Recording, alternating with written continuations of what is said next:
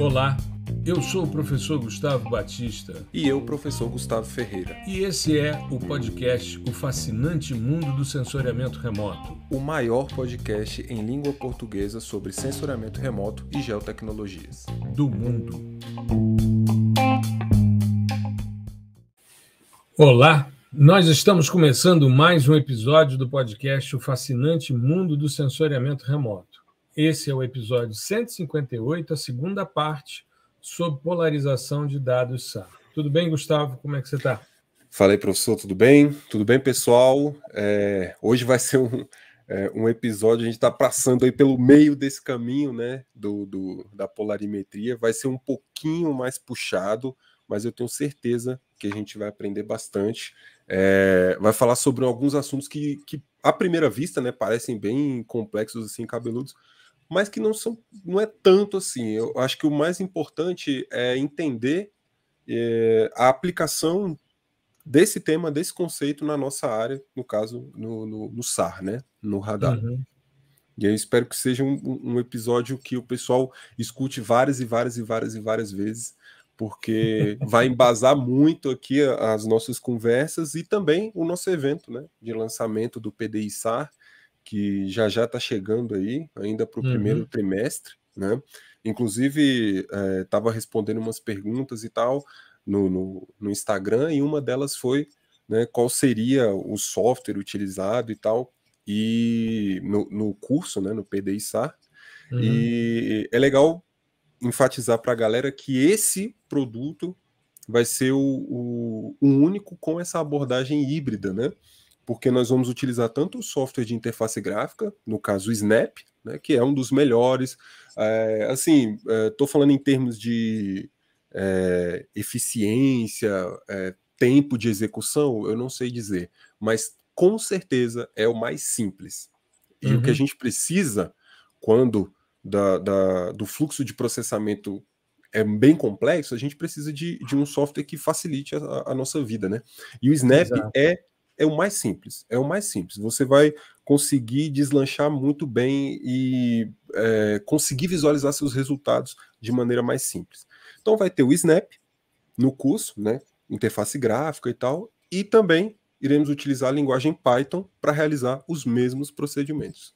Tá, então vai ter o básico de programação com Python, assim como tem no PDI-Py, né? Então o legal é ter essas duas abordagens, porque o SAR ele tem essa característica de ter um volume de dados muito grande, né? Uma cena SAR, ela tem, no modo complexo, né? Ela vai ter aí por volta de 5 gigabytes, né? Frente a 900 mega de uma Landsat, por exemplo, e uma Landsat que cobre uma área até maior, né? Então, assim, 5 gigas uma cena, né? Então, imagina uma série, por exemplo, eu trabalho com uma série temporal de 4 anos, né? É imenso o volume de dados. E quando você joga a luz para essa temática, né, do volume, entra alguns conceitos de data science, né, mineração de dados, e nada mais legal do que tratar desses assuntos com linguagem de programação.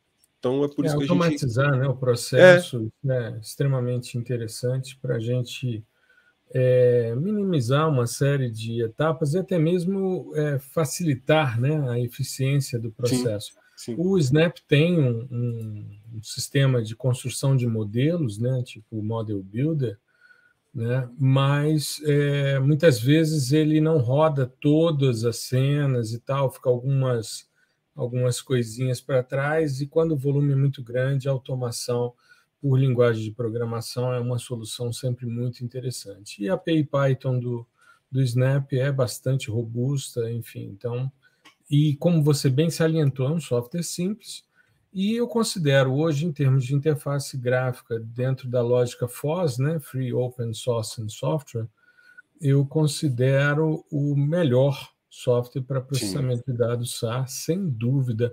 E em termos de dados multiespectrais, eu diria que é o segundo melhor, eu perdo só para o QGIS, porque o QGIS tem muito plugin, muita coisa incorporada que o transformou numa suíte extremamente elegante para se trabalhar com esses dados.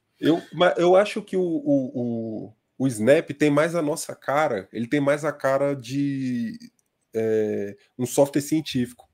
Ele não tem aquele apelo gráfico e tal, ele é direto, ele é simples e direto. Né? E é muito legal isso para a gente, principalmente para quem trabalha com esse tipo de dado. Né? Você quer um negócio ali mais rápido, porque são muitos passos que você vai ter que dar. Então, até você ir, clicar no ícone X, Y, que vai ter, ó, tem o botãozinho com a florzinha tal, cara, não é assim. Você vai lá diretão e executa o teu fluxo de processamento e sempre dá tudo muito certo. E ele tem um irmão mais velho, que é o LeeWorks, que é muito legal, que aí já é mais educacional. A gente já Você é fã de carteirinha dele. Eu uso na graduação. Eu uso na graduação porque, além de ser um software leve, ele tem os algoritmos clássicos, é muito simples, muito intuitivo. Né? Eu tenho usado ele e o TerraView para algumas etapas, enfim. E eu acho bem legal também criar essa lógica da sequência que a gente tem em programação, da banda 1 ser a banda, o canal 0, e aquela sequência, enfim. Então, eu acho sempre muito legal. Bom, hoje a gente vai falar sobre os vetores, sobre as matrizes, né, dentro da lógica da polarização, e a gente vai começar aqui a nossa brincadeira falando sobre o vetor de Stokes. A ideia era ter falado sobre isso no episódio passado, mas a gente tem tentado fazer episódios na casa aí de 30 minutos, estão sempre superiores a 50. Pô, tá dando sempre o dobro, né? Mas a gente vai se esforçando, né? Vamos ver se a gente consegue ser um pouco mais direcionado para que a gente possa fazer o negócio de forma mais interessante. Vamos começar com o vetor de Stokes, depois a gente vai para o vetor de Jones, para a gente começar a falar sobre essas questões aí dentro desse segundo episódio de polarimetria, e pelo que a gente está vendo, a gente ainda vai avançar mais um pouquinho. Né? Com certeza. Tem as decomposições de alvos para alvos, que eu acho que vale a pena a gente discutir num próximo episódio. Mas vamos lá. Sim, o próximo provavelmente vai ser total dedicado às decomposições, e talvez um quarto só com aplicações, né, com indicações de artigo e tal, para a gente fechar esse assunto. Porque realmente não é que é complexo, mas ele é vasto. Tem muita coisa. Tem muita coisa legal, muita coisa importante. A gente tem falado também nas postagens, né, sobre o que a gente tem abordado nos episódios, e está bem interessante esse casamento, né, dentro dessa lógica. Fala aqui no podcast, faz as postagens um pouco mais teóricas, outras mais práticas, para a gente ter essa possibilidade, né? Bom, mas vamos falar então do vetor de Stokes, né, que são as 6 medidas, né, de fluxo em função desses polarizadores ideais, né, os polarizadores lineares a 0, 45, 90, 135, circular para a direita, circular para a esquerda, enfim. Vamos abordar esse cara aí. Eu acho o legal é a gente entender por que estamos falando em vetores, né? E não já chegando no assunto de matrizes e tal. Os vetores, né, de Stokes, de Jones, que a gente vai utilizar, e existem outros também, de Queneau, são formas de representação vetorial, né, de uma onda. Simples assim. E é um vetor, né, um vetor como a gente já conhece lá da física, da matemática, da álgebra, e cada elemento desse vetor, por exemplo, o vetor de Stokes, ele é dito como um parâmetro. Então, na literatura, vocês também vão encontrar vetor de Stokes e parâmetros de Stokes. E aí, o que acontece? Esses parâmetros, eles são dados em função de comprimento de onda, da posição do alvo, né, e da direção do feixe que é emitido de radiação. Ou espalhado, né? Ou espalhado. né? Então, todos não, né? Falaremos aqui do Stokes e de Jones, mas existem outros, como eu já falei, são formas matemáticas, algébricas, de se representar uma onda, tá? E aqui nós estamos falando, nesse caso, da onda que sai do meu sistema, né? De quem está emitindo ali, seja um satélite ou um magnetômetro na superfície terrestre, que seja. Mas é a onda que ela está incidindo, ela está saindo do meu... enfim, do gerador ali de energia, tá? Não é ainda o que é retroespalhado, tá bom?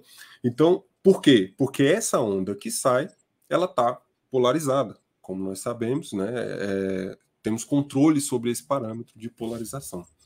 E só que o vetor de Stokes, né, o que é dado pelo conjunto dos parâmetros de Stokes, ele é indicado, né, para ondas não polarizadas. Então, ele é muito utilizado na ótica em geral. Por exemplo, quando você vai trabalhar com questões de radiação emitida pelo Sol e tal, que são fontes não coerentes, tá? Então, por que a gente está falando disso? Porque para você utilizar esse artifício, né, dos vetores de representação, você tem que conhecer os dois lados. Tá? Então você tem que conhecer a aplicação em ondas em luz comum, né, que foi o termo que a gente deu no episódio passado, luz comum e luz polarizada, né? E também quando a radiação é totalmente polarizada. Quando a radiação é totalmente polarizada, utiliza-se, de maneira geral, o vetor de Jones. Tá? Então, o vetor de Jones é aquele que é mais utilizado nessas questões de ondas polarizadas. Na verdade, ele só é utilizado em ondas polarizadas. E onde nós temos ondas polarizadas? No sistema SAR, né? Que é a onda que sai do sensor, tá bom? E o que esse vetor, o que esses vetores, seja de Jones, de Stokes, eles vão entregar para a gente? Eles dão informações referentes ao fluxo, né, que saiu de radiação. Informações intimamente ligadas à polarimetria, tá? Então, por exemplo, se a gente voltar para o parâmetro de Stokes, o vetor de Stokes ele é formado por 4 parâmetros, né? É o S0, S1, S2 e S3.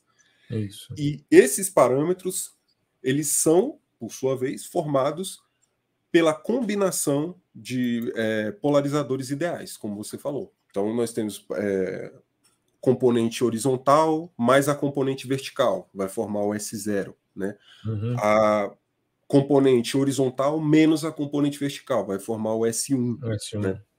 E aí nós temos também componente... 45, né? 45, menos 35. Isso, 45, né? 45 graus menos a componente 135 graus, vai ser o S2. E o S3 vai ser a polarização para a direita menos a polarização para a esquerda. Tá? Isso então, no sistema de polarização circular, né? Como a gente falou na semana passada, né? Você tem o linear, o circular e o elipsoidal. Isso. E aí, nesse caso, considera-se aí para esse vetor de Stokes, principalmente para o S3, né? Você vai ter essa relação do polarizador circular para a direita menos o circular para a esquerda, né? Exato. E aí, bom, só de entender, né, esses parâmetros, a gente já vê que ele é um pouquinho mais complexo, justamente porque ele trabalha com ondas não polarizadas, tá? E ondas polarizadas são mais simples de modelar, né? A gente vai ver isso ao longo do episódio em outros temas. Por exemplo, o vetor de Jones ele é dado por 2 componentes. É um vetor linha, né, com 2 componentes. Uma componente x, que é o EX, só que esse EX dado no tempo, né? E uma componente que é o EY, e o EY dado no tempo. E aí o que acontece? Existem N formas de você manipular esses vetores e obter a informação de polarização, tá? Por exemplo, eu posso normalizar esses vetores e aí eles continua sendo 2 componentes, um vetor de 2 componentes, mas serão componentes ou 0 ou 1. E aí, por exemplo, quando eu tenho a representação de uma onda polarizada horizontalmente, Aí o meu vetor, minha componente EX, que está lá em cima no vetor, vai ser 1, e a componente EY vai ser 0. Da mesma forma, polarização vertical, eu tenho a inversão, né? Então, a primeira, o EX vai ser 0 e o EY vai ser 1. Polarização a 45 graus, aí eu já tenho que entrar com o fator multiplicador. Eu multiplico por 1 sobre raiz de 2, o vetor com as componentes EX e EY iguais, componente 1 e 1, tá? Uhum.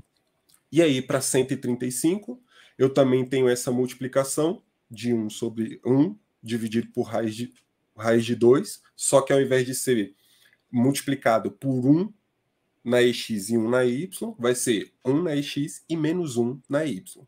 Uhum. E assim como eu tenho também as questões de polarização circular, existe uma tabelinha literal para você olhar essas multiplicações e ver, bom, quando eu tenho uma polarização, por exemplo, circular para a direita, vai ser uma multiplicação de um tipo. E aí, quando entra a polarização circular, é legal que a gente já consegue enxergar os números complexos aqui, porque aí no lugar, isso no normalizado, né? No lugar de você ter 0 e 1, você vai ter i, menos i, né? Aquelas coisas lá que a gente está acostumado em números complexos.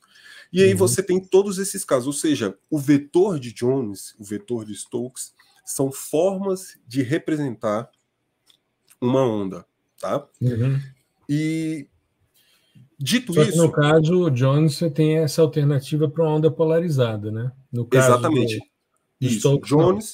Jones você só utiliza em ondas polarizadas, tá? Uhum. E é aí que você tem que ter aquela chavinha virada na cabeça. Se eu trabalho só com ondas polarizadas, significa que eu estou tratando da onda que está saindo do SAR, saindo do sistema, porque essa onda é polarizada, porque eu controlei, eu Exato. polarizei, tá? Tanto que ele é o preferido, né? Quando a gente está trabalhando com aplicações de sensoriamento remoto, é o vetor Sim, de Jones que a gente usa nos dados SAR com mais frequência, justamente por causa desse controle da radiação que está saindo da antena, né?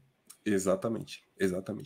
E aqui eu vou fazer um adendo rapidinho para a gente já chegar chegar mais perto aí do matriz de espalhamento, essa coisa toda, que é o que é mais interessante aqui para a gente. Eu vou fazer um adendo sobre ondas parcialmente polarizadas. Porque o que acontece?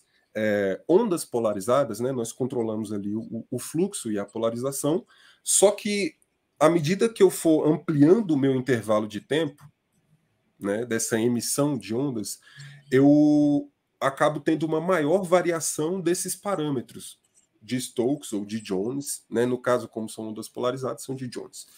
Então, eu acabo perdendo um pouco a coesão desses parâmetros. Ou seja, esses parâmetros vão variar quando eu tenho um intervalo de tempo muito grande.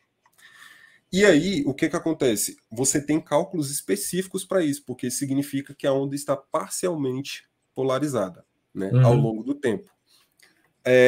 E aí existe um caso onde eu posso utilizar os mesmos parâmetros, que e aqui eu só vou abrir esse adendo porque são dois tópicos bem importantes para séries temporais, né? Porque a gente tem essa questão de serem de serem radiações emitidas ao longo de um intervalo muito grande de tempo, né? Eu consigo calcular da mesma maneira que uma onda não parcialmente polarizada se eu tiver dois requisitos. O primeiro é o que é chamado de estacionariedade. Significa o quê? Que as estatísticas do meu vetor ao longo do tempo, elas não variam. Tá? Então, se eu tomar uma estatística qualquer ali ao longo do tempo, média, mediana, variância, desvio padrão, elas não vão se alterar. Sendo assim, eu posso utilizar a mesma forma de representação, né? Outro requisito é a que chama de ergodicidade, que é o seguinte: a média que você tira da sua série temporal é igual à média que você tira de um instante do tempo. Tá? Esses dois tópicos são tópicos importantes da disciplina de séries temporais também. Né? E aí, se você tem esses dois requisitos atendidos, não tem problema. Né? Você pode utilizar a mesma forma de representação de uma onda né, que você utilizaria normalmente sem estar parcialmente polarizada. Caso contrário, existem cálculos específicos, matrizes específicas de espalhamento para esse tipo de onda parcialmente polarizada, tá? Uhum. E aqui eu acho que a gente não precisa entrar em muitos detalhes, né, para a onda parcialmente polarizada, porque não nos interessa muito falar sobre isso nesse momento, tá? Mas existe, por exemplo, da mesma forma que a gente vai falar aqui de matriz de coerência, matriz de covariância, grau de polarização, você tem como calcular isso para ondas parcialmente polarizadas, tá? Então, se ocorrer esse caso, é só você modificar ali as suas fórmulas e tal, porque isso já está tudo batido, já está tudo calculado. É uma coisa que eu acho que é interessante a gente salientar é que esse estudo de ondas parcialmente polarizadas, ela é fundamental quando a gente está trabalhando com alvos naturais, né? Quando a gente está trabalhando com a resposta. Você tem um controle da polarização na transmissão, mas no retorno você muitas vezes não tem esse controle pela formação geométrica dos alvos, pela constante dielétrica, por uma série de fatores, rugosidade, enfim, e aí você tende a não ter a onda completamente polarizada. Apesar dos sistemas, principalmente os multipolarimétricos, falarem, você está mandando na horizontal, captando na horizontal e assim sucessivamente, os 4 tipos, né, quando você está trabalhando, como a gente falou no episódio passado, mas você não tem esse controle efetivamente sobre essa componente retroespalhada, né? Então, é interessante e importante essa compreensão dessas ondas parcialmente polarizadas por essa questão. Se a gente tivesse o controle tanto na ida como na volta, aí você poderia dizer, não, elas são completamente polarizadas e aí está tudo certo, você tem controle sobre tudo. Não. Isso. Exceto naquela questão que eu comentei no último podcast, que é o ângulo de Brewster. Né? Ângulo de que aí Brewster. você tem, quando você tem essa conjunção de fatores, você tem a saída, né, o retroespalhamento de uma onda totalmente polarizada, horizontal à superfície. Né? Isso vai depender também, né, não só do percurso dessa luz, mas índice de refração do meio, tem uma relação entre né, o percurso, a refração do meio, é um ângulo específico, e aí ela vem polarizada, isso é muito comum para você visualizar né, aquele processo de sanglint que você tem, né, é claro que você precisa estar num ângulo específico, mas isso você percebe na água, você percebe em determinados veículos, né? Aí você tem ali aquela polarização e a luz vem extremamente intensa, né, para você. E é bem interessante essa questão então, da lei de Brewster, né? Sim. Assim, só para a gente fechar esse tema, tá? Quando estamos falando de representação da onda, tá? Principalmente a onda incidente, né? Aí estamos falando de vetor, de Jones ou de Stokes.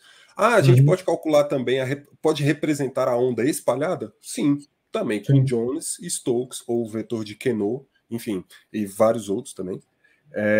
Você pode falar, tá? Não tem problema. Agora, o que eu quero dizer é, os vetores, né, eles são representações da onda espalhada.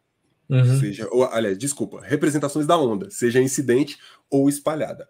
Exato. O que a gente vai tratar logo mais são representações do alvo, do comportamento do alvo. Que aí ele dá... as matrizes de espalhamento, né? Exatamente. Que aí e uma delas é de Jones, inclusive. Isso. Né? E é por isso que acaba gerando essa confusão. Vetor de Jones é a mesma coisa, matriz de Jones, enfim. E se você for pensar na essência, uma matriz ela é um vetor. Sim, então, o que piora tudo, né? Exato. Porque... Então você tem um vetor de Jones, uma matriz de espalhamento de Jones, mas a matriz é um vetor, e aí o que é o que, né? Exatamente. Aí, assim, antes da gente entrar no assunto matriz de espalhamento, depois de covariância e coerência, eu acho legal a gente tratar de um tema que raramente aparece assim, nas divulgações e tal, até mesmo nos trabalhos, nos artigos, que é o sistema de coordenadas. Porque, basicamente, existem dois sistemas de coordenadas, e aqui eu estou falando de sistemas locais, né, que vão ditar essa questão dos vetores de incidência, de espalhamento, né? E esses sistemas são convenções do pessoal do I3E, né? Eu não sei como o pessoal chama de IEE, eu chamo de I3E, Não, que I3E. é o I3E mesmo, né? Isso. Que é aquele o Institute of Electrical and Electronics Engineers, né? Então seria Instituto de Engenheiros Eletrônicos e Eletricistas, né? Algo assim.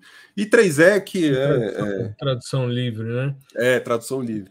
E a gente encontra, e é interessante porque o I3L tem uma série de organizações, de convenções. Sim. Por exemplo, as bandas, as faixas de frequência das bandas de sistemas SAR, de sistemas de radar, né? Não só o SAR, mas também o RAR, né? O radar de abertura real.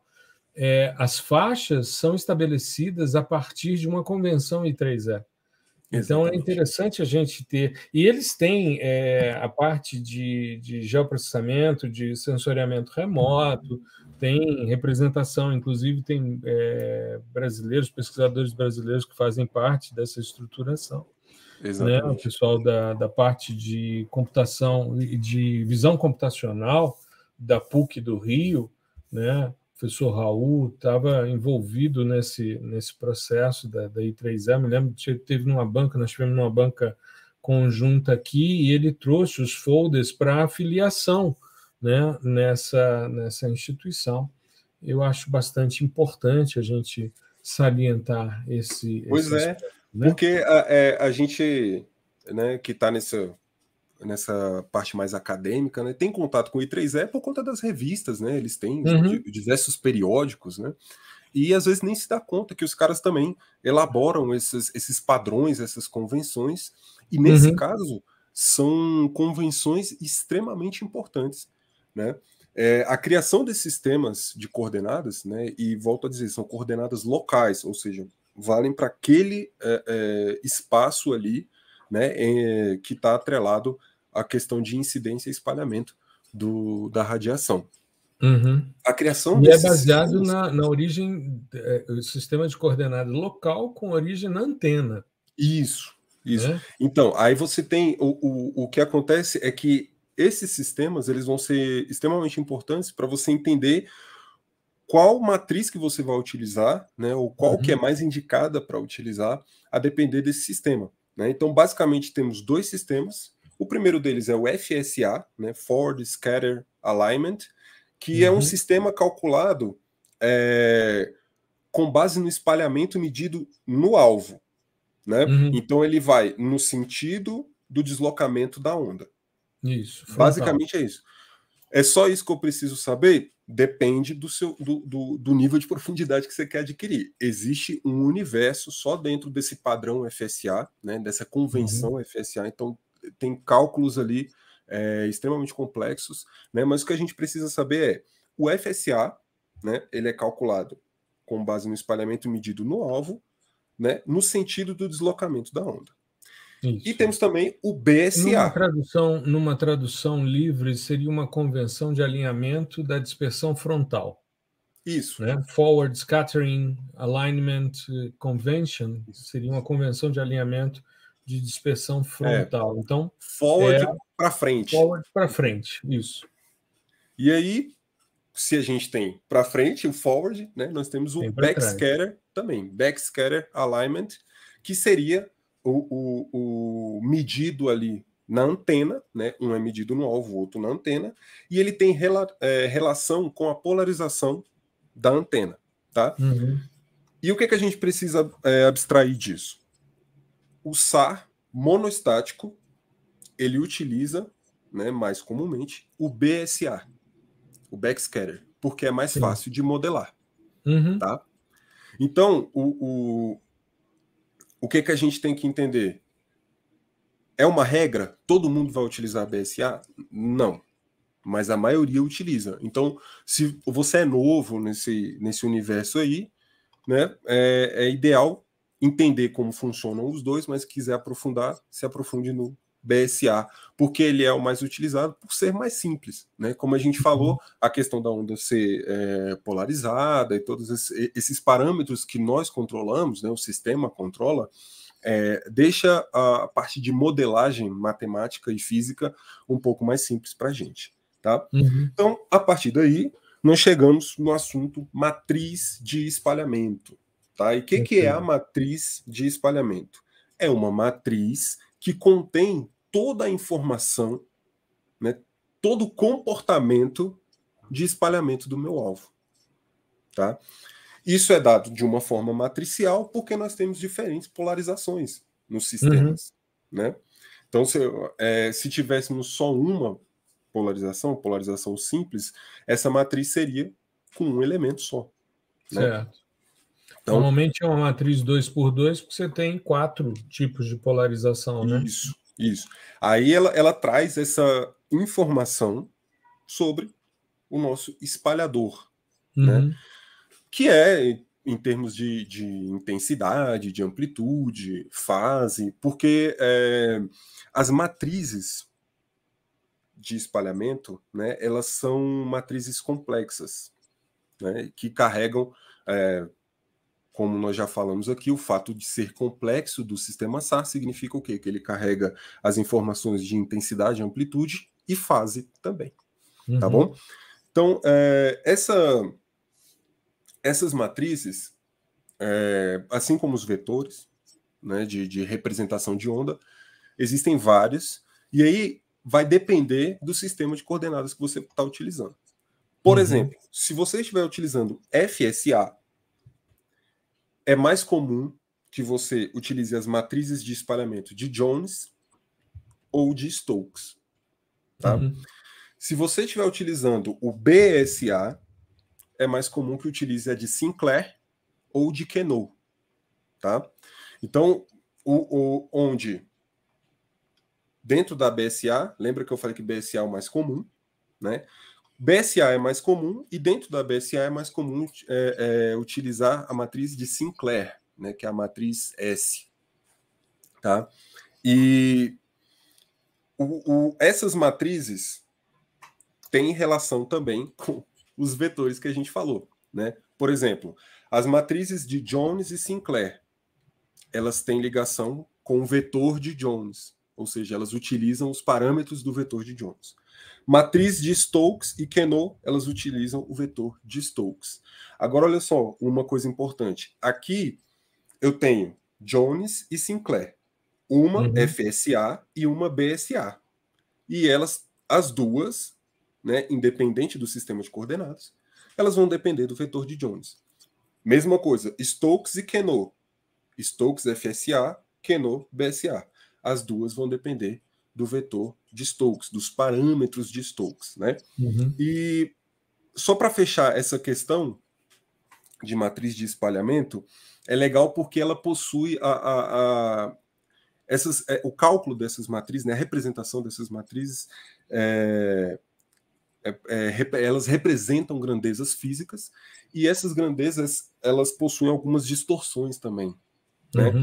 Por exemplo, um efeito que o professor fala aqui direto que aconteceu com o Aster, o efeito de crosstalk, né? Ele também existe.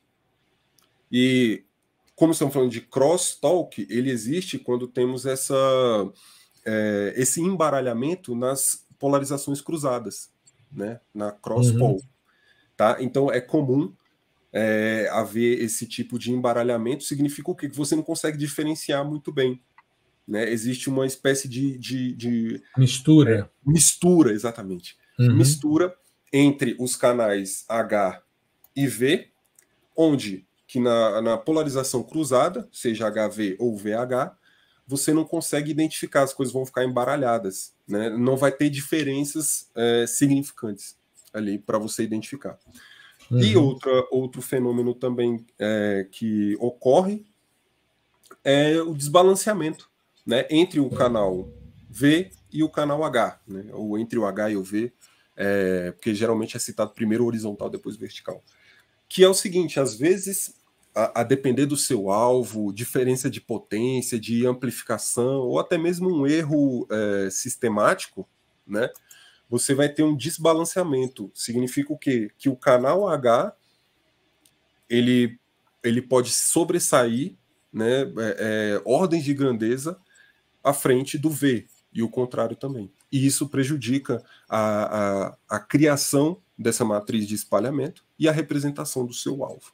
Tá bom? Perfeito. Então, assim, a gente sabe que esses efeitos existem, né? E aí é uma questão de investigar e até mesmo encontrar referências e trabalhos que já tenham mapeado esse tipo de efeito em algum tipo de dado.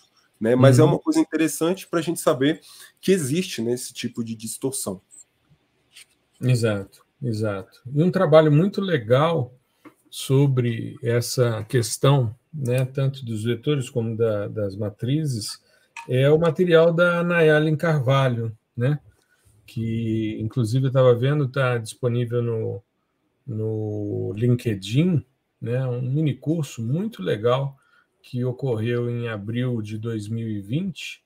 Sim. E ela aborda, assim, eu estou impressionado, eu assisti recentemente as aulas dela, né, e eu fiquei muito impressionado com a maneira como ela trata de forma didática, extremamente didática, essas discussões complexas. É muito interessante, eu queria Sim. fazer esse registro aqui no nosso podcast, porque tem sido, inclusive, uma fonte de inspiração, né, a maneira como ela trata essas questões. Eu, particularmente, estou encantado com essa estrutura. Né? Eu assisti, né, na época do mini curso. Ah, você assistiu na época? Ah, eu assisti depois. Assisti depois muito, já. muito bacana. Muito bacana. Como você mesmo falou, uma didática impressionante, né, para um Primorosa, tema tão vasto como esse. Muito Exato. legal. E outro que eu destacaria também são as aulas do professor Potier, que estão disponíveis no canal da ESA, né? Se não estou enganado, são 4 aulas só sobre polarimetria, tá, pessoal? E aulas de, tipo assim, 1 hora cada aula. Sim. O professor Potier é francês, né? Mas na aula ele está falando em inglês. Dá para entender, ele fala muito, muito tranquilo, assim, não é atropelado e tal. Dá para entender tranquilo ali. E ele tem muito essa coisa que a gente costuma ter, né, de ficar mexendo as mãos e fazer os modelinhos com a mão, assim. Aí ele faz essas mímicas, assim, para o pessoal aprender mais, além, é claro, da própria apresentação, né, do slide. Então, assim, são aulas extremamente ricas em conteúdo e que não é tão divulgado assim. Se eu não estou enganado, não deve ter nem 1000 acessos, né? E é no canal oficial lá da ESA e tal. Inclusive, YouTube? No YouTube, isso, no Sim. YouTube. Tem uma série de polarimetria, não é só o professor Potier, tem outros também, né?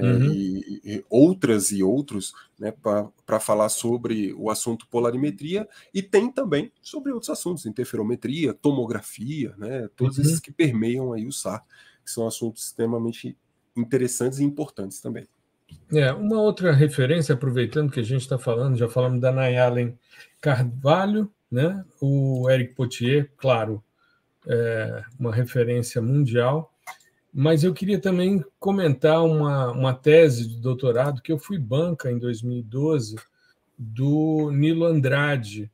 Ele foi orientado por um amigo, o Nuno, né? Nuno é um matemático com doutorado em geofísica, e o Nilo ele era da aeronáutica, não sei se ainda está na Força Aérea, mas eles trabalhavam com o SAR, né, o radar de abertura sintética polarimétrico, aerotransportado do R99, que foi durante muito tempo um sistema muito, muito importante, né?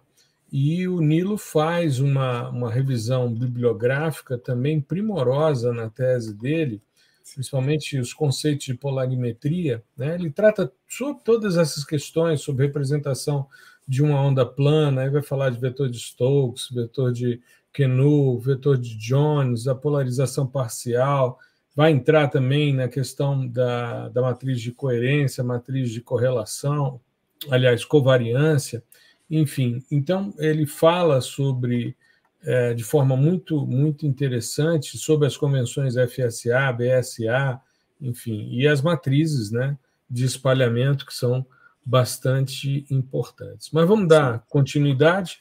A gente... Vamos lá. Vamos para as matrizes de covariância e coerência também. Exato. Só um parêntese, a gente estava conversando aqui antes sobre a tese, né, do Nilo, e o professor tinha me falado, né, esse tema que a gente vai tratar aqui tem muito na tese do Nilo e tal. Aí ele foi falando, lembrei que eu tinha lido a tese na época da minha dissertação, né, de mestrado, e que eu falei no backstage e falo aqui agora, foi a parte referencial teórico sobre polarimetria mais bem escrito que eu já li em português, né? Então foi muito útil para mim, né? Inclusive alguns conceitos que eu trouxe aqui hoje eu peguei lá, né? Nessa época, 2016, 17, coisa assim. Se eu não estou enganado, a tese é de 2012. Enfim, então, para quem quiser, cara, tá disponível aí na internet, é um prato cheio em português, né? Para quem tá no repositório da UNB. Você entra com polarimetria, princípios básicos, está no repositório da Universidade de Brasília. Eu fui examinador interno, né? Foi uma tese em geologia e no instituto eu fiz parte da banca. Foi um momento muito interessante, assim, além da clareza do texto, a apresentação foi muito boa mesmo. Imagino. Bom, e entrando aqui nos finalmente, né, a gente vai para matriz de covariância e matriz de coerência, que são matrizes que representam um passo intermediário para quase tudo em polarimetria. Então elas são muito importantes em termos de técnica, de decomposição polarimétrica, cálculo de grau de polarização, que a gente vai falar no finalzinho, né? E o que acontece?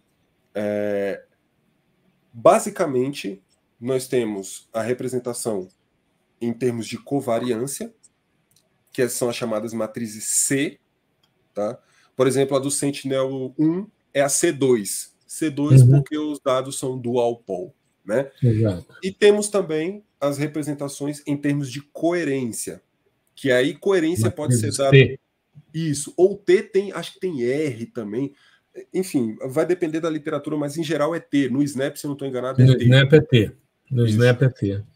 São matrizes similares, ou seja, elas representam informações similares, com pouquíssimas diferenças, né? Quando a gente está falando mais em termo matemático, assim, as duas são matrizes hermitianas, né? Chamadas de semidefinidas. O que isso significa? Significa o seguinte, que os autovalores dessas matrizes, eles são reais e não negativos, né? E dentro do contexto de covariância e coerência, os autovalores dessas duas matrizes serão os mesmos, né? E elas continuam, as duas são hermitianas semidefinidas. Beleza. Agora o que muda? Autovetores, tá? Então os autovetores da matriz de covariância, eles são diferentes, distintos da matriz de coerência, né? E aí isso vai implicar em resultados distintos. Então, para certos tipos de decomposição, por exemplo, usa-se, né, mais comumente a matriz C, e para outros usa-se a matriz T, por exemplo. Né? E aqui eu vou mostrar... Só para abrir um parênteses aqui, Gustavo, foram as postagens de processamento da semana retrasada. Na semana retrasada, né, nós fizemos no dia que a gente fala sobre houve uma certa inversão aí das produções, né? Mas você fez um post calculando matriz C2 para os dados Sentinel usando Python, né? E depois, logo depois, no dia seguinte, aí eu fiz uma calculando também a matriz C2, uma matriz de covariância para os dados Sentinel-2 usando o Snap, né? Sim. E é interessante porque quando a gente verifica as possibilidades, né, a gente tem a geração de matriz de coerência e covariância, você tem no Snap 3 possibilidades, C2, C3 e C4, como matriz de covariância, e T3 e T4 como matriz de coerência. E é interessante para que a audiência saiba, você para chegar a utilizar esse processamento, você tem que utilizar os dados complexos. Então, você tem que trabalhar com os dados SLC. Não pegue dados GRD, porque você não vai conseguir calcular essas matrizes, e nem as decomposições polarimétricas, que são o passo seguinte, ou índices de vegetação, SAR, por exemplo, que utilizam normalmente essas matrizes. Você precisa partir dos dados complexos, né, para você poder gerar essas informações. E assim, olha só, vamos pegar primeiro, vamos pegar como exemplo a matriz C, né, de covariância. Como que a gente calcula? A matriz, vamos pegar a matriz de Sinclair, que é o seguinte, matriz Sinclair, matriz S. É uma matriz 2x2. Então, cada componente vai ser relativo a uma polarização. Por exemplo, eu tenho SHH, aí depois eu tenho SVH, aí depois eu tenho SHV e SVV. Essa é a representação da minha matriz de Sinclair. Beleza?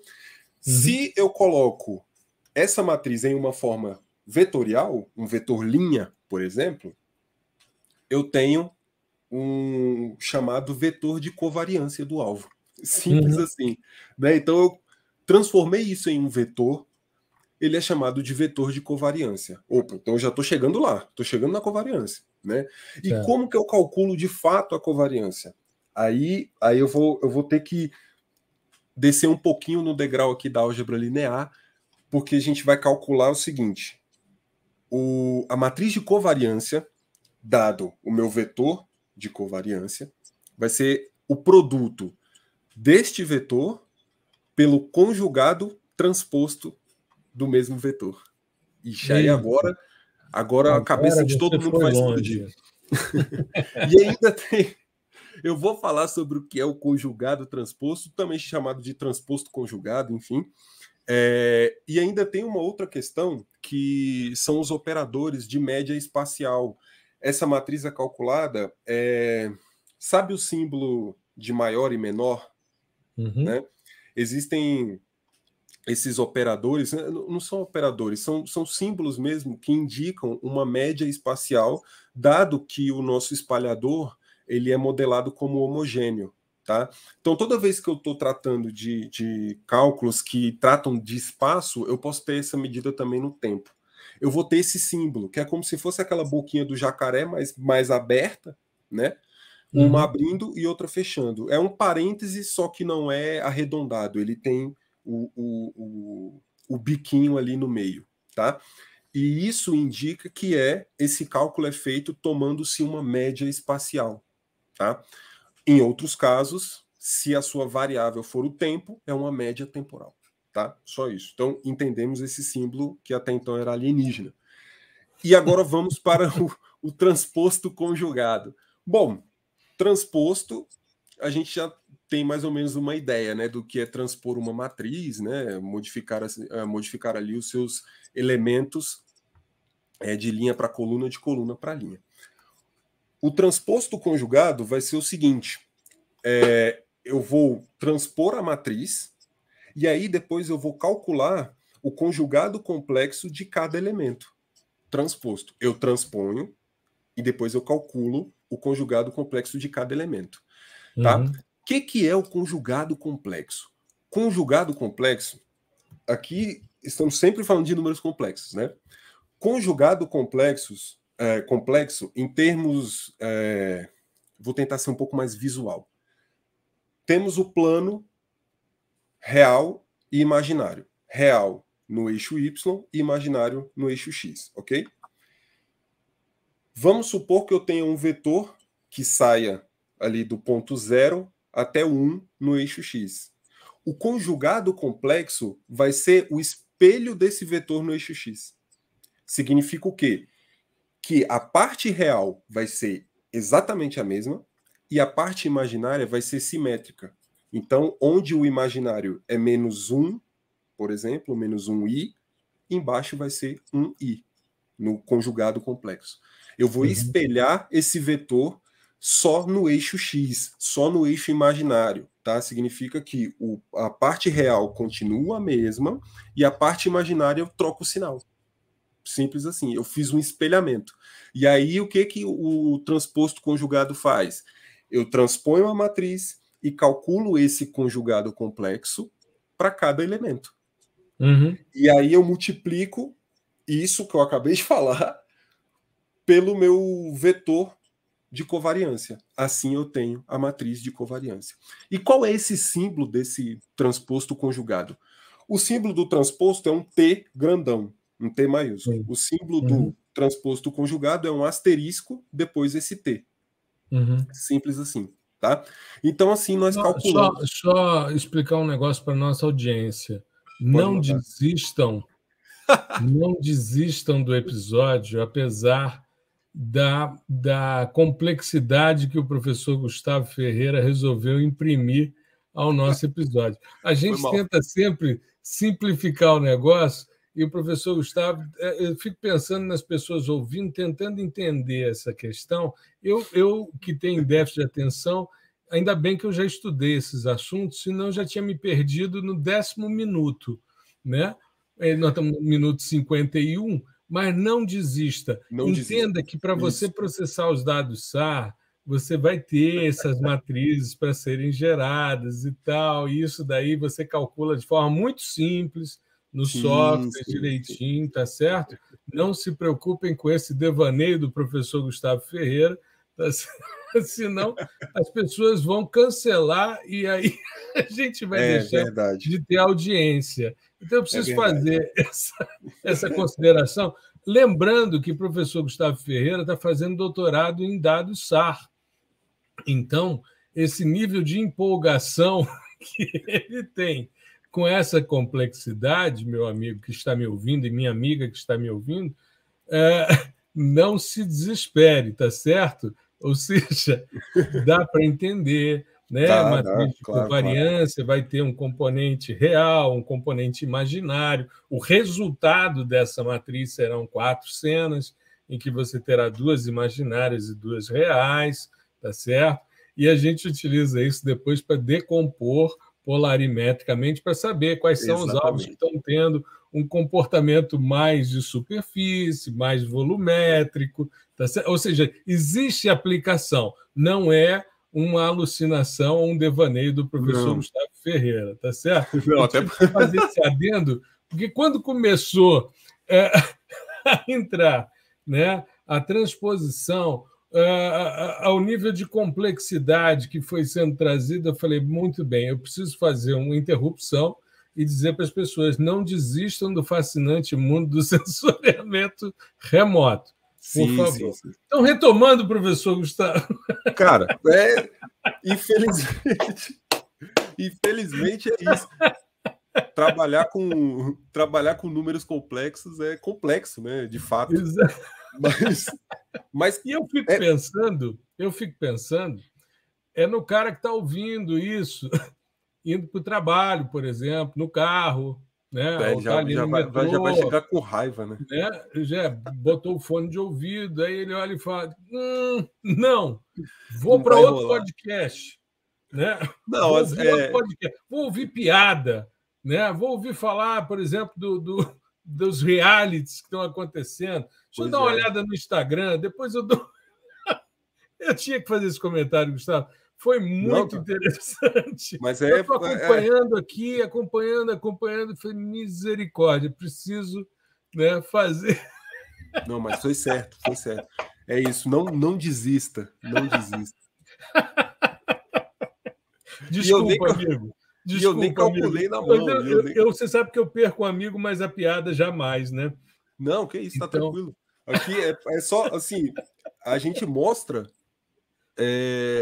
isso aqui foi uma fórmula só que eu mostrei.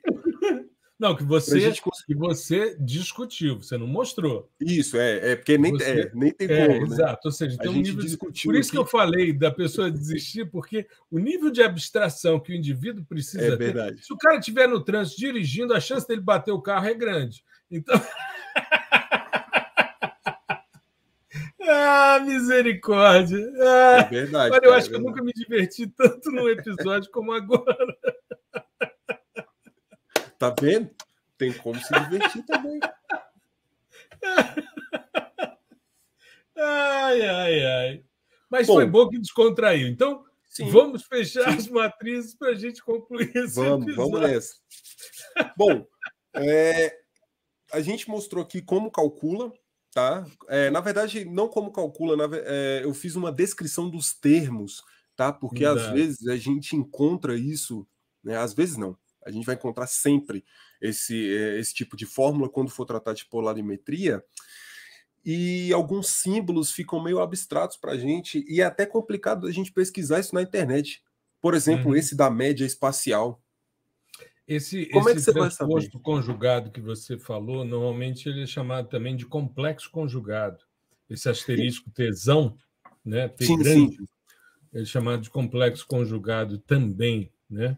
Então, e nesse caso é o complexo conjugado calculado para cada elemento transposto, por isso que tem um T na frente, né? E aí acaba que confunde o pessoal, mas assim, no núcleo são cálculos simples. É porque aqui são tantas variáveis e a gente ainda tá tratando de uma coisa que tem efeitos inerentes aqui, por exemplo, o speckle, né? Então depende de resolução de célula, é muita coisa. Como eu disse, não é assim um negócio, sabe, a nível mecânica quântica, assim, no mais hardcore. O problema é que é muito vasto, tem muita coisa. Né? Então, são coisas simples, mas são várias. Tá? Então, aqui a gente só deu uma luz sobre uma maneira de calcular a matriz de covariância. Tá? O ideal, o que eu quero que a audiência entenda é que ela é calculada com base no vetor de covariância. E esse vetor de covariância nada mais é do que você pegar a matriz de Sinclair, matriz de espalhamento, e transformá-la para uma forma vetorial, um vetor linha. Simples assim. No caso da coerência, é a mesma coisa. Eu vou ter um vetor de coerência. Agora, esse vetor de coerência, ele é um pouquinho mais complicado, porque ele já leva algumas operações, né? Por exemplo, a componente HH mais a componente VV. Esse é um elemento do meu vetor. A subtração do HH pelo VV é uma outra componente, entendeu? Então, ao invés de ser simplesmente HH, HV, VV e VH, não, você tem operações entre eles que vai formar o nosso vetor de coerência. E se eu não estou enganado, isso tudo é multiplicado por 1 sobre raiz de 2 também. Mas você tendo esse vetor, você também, da mesma maneira, né, você consegue calcular essa matriz de coerência, né, da mesma forma. É um produto desse vetor sobre ele mesmo em transposto conjugado. Tá bom? E aí o que acontece? Como a gente falou, a gente chegou aqui nesse passo que é de extrema importância para os próximos que a gente vai falar. Né? Nos próximos episódios, que são as decomposições polarimétricas. O que acontece? Essa matriz de covariância e de coerência, a depender do tanto de polarização que você tem, do tipo de sensor, enfim, ela vai ser utilizada para o cálculo de índices de vegetação, por exemplo.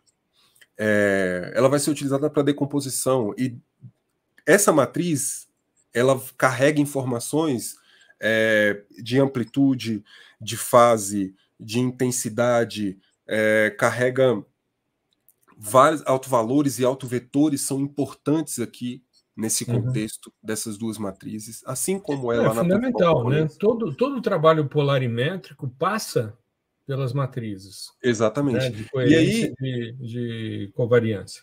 Exatamente. Isso daí é fato. Eles têm eu tinha comentado isso já, eles têm uma importância muito grande, e o grande barato é a gente conseguir, a partir dessas decomposições, entender a superfície, entender a composição dos alvos, as áreas em que você tem mais vegetação, mais água, mais rugosidade, enfim, você tem um contexto mais urbano, e isso vai ser fundamental para a gente trabalhar também com classificações. Sim.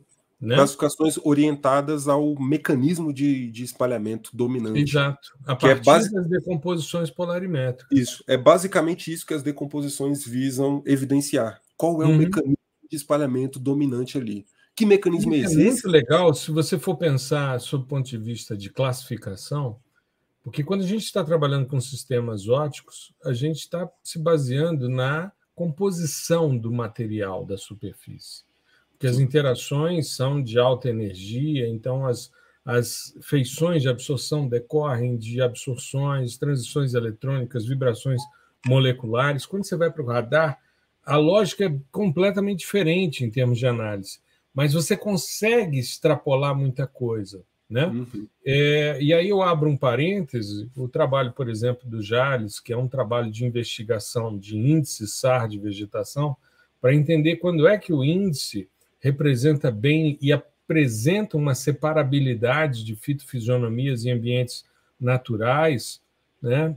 Diferente do que normalmente a gente encontra em ambientes agrícolas, porque os índices foram pensados nesse ambiente em que você tem uma coerência espacial maior do que dentro de um outro contexto. E a gente tem visto também no trabalho do Andrés, que é o outro membro do nosso grupo, que está trabalhando com queimadas, a gente está vendo também como essa relação de polarimetria e principalmente de retroespalhamento, de coeficiente de retroespalhamento, como é que isso interfere na resposta de uma área recém-queimada, de uma área que está em rebrota, numa área que já rebrotou. Então, é virar a chave, mas é uma ferramenta extremamente importante e extremamente valiosa pelo fato de você ter controles e outras possibilidades de análise. Então, eu acho muito, muito, muito legal, muito importante.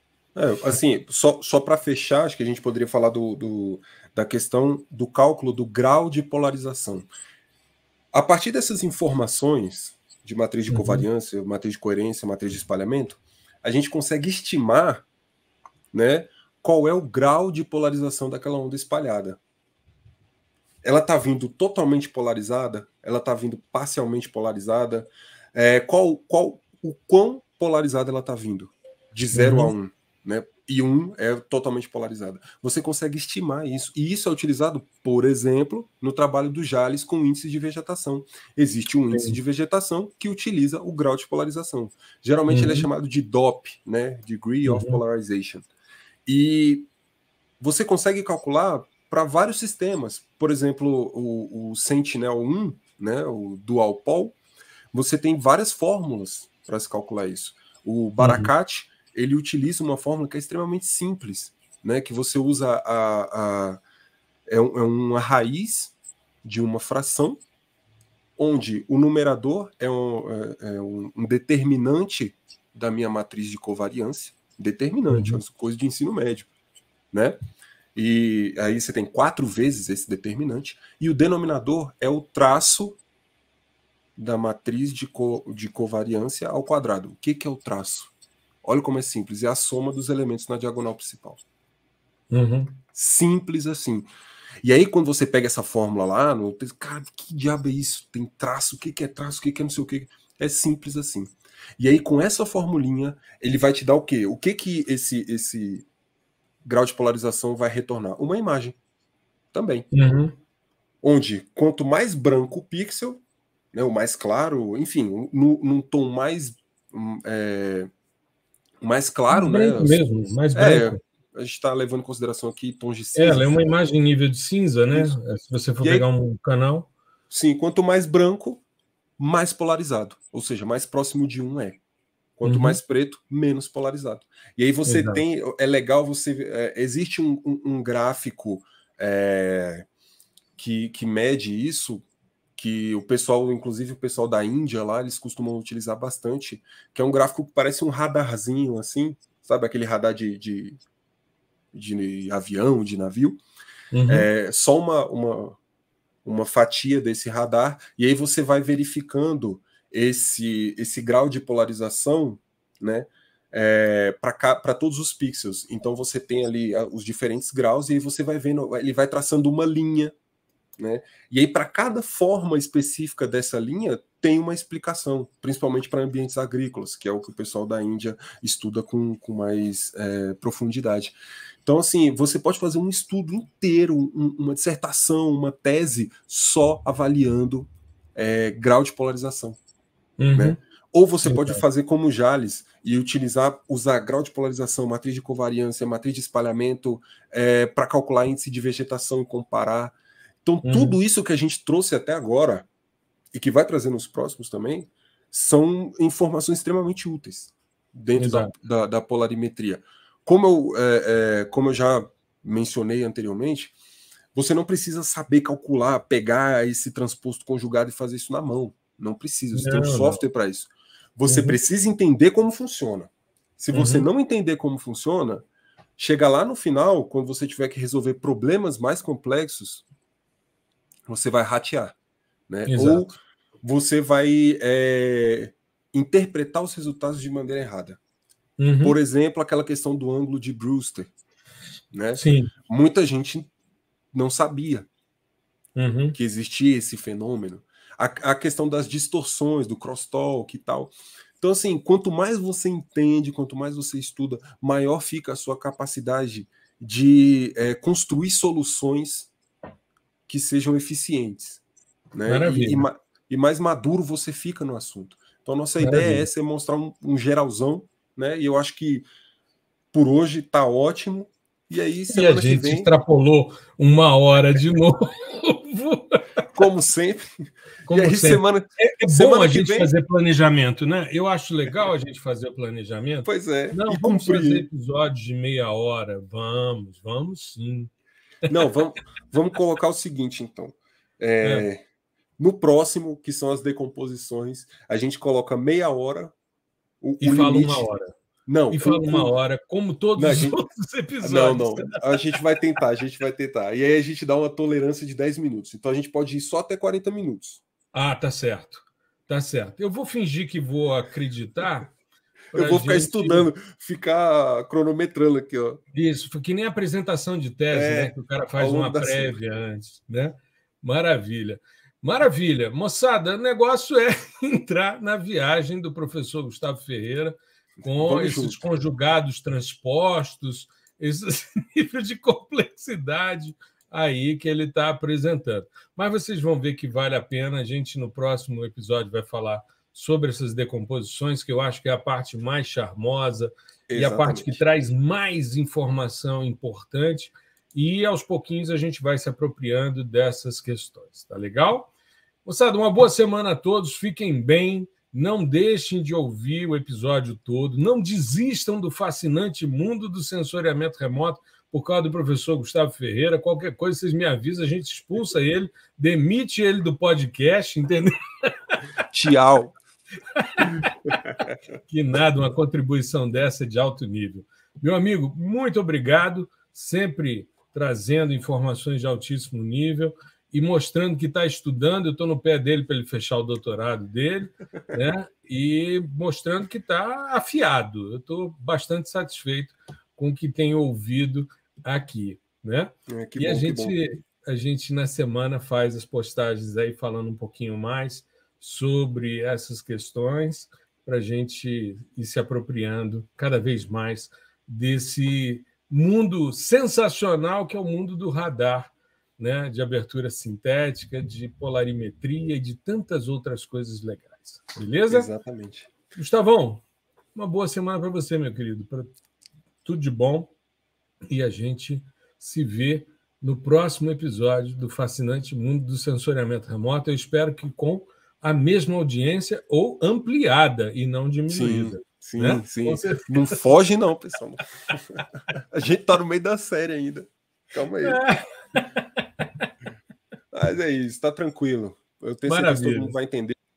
Um abraço, professor, um abraço para todo mundo aí que está escutando. E até semana que vem, com a parte mais, né, legal mesmo mais aqui. Suave, mais suave. Né? Mais suave de decomposição, né, polarimétrica, onde a gente vai ter uns resultados bem interessantes. E depois, quem sabe, uma parte só com análise de artigos e aplicações, que eu tenho certeza que vai ser bem legal também. Com certeza.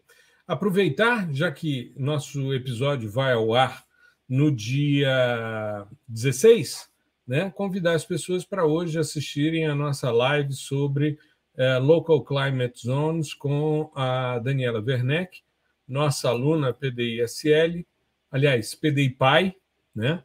Ela fez o PDI-PAI com a gente e terminou uma tese de doutorado muito legal. O Gustavo participou dessa elaboração e a gente vai fazer uma masterclass mensal com Local Climate Zones, tanto utilizando interface gráfica como uma possibilidade de um site. Então, fica a dica, segunda-feira, dia 16, o dia que vai ao ar esse episódio, às 20 horas, no nosso canal, no YouTube, né, o gel.sensor, @gel.sensor, youtube.com/gel.sensor, para a gente assistir essa masterclass.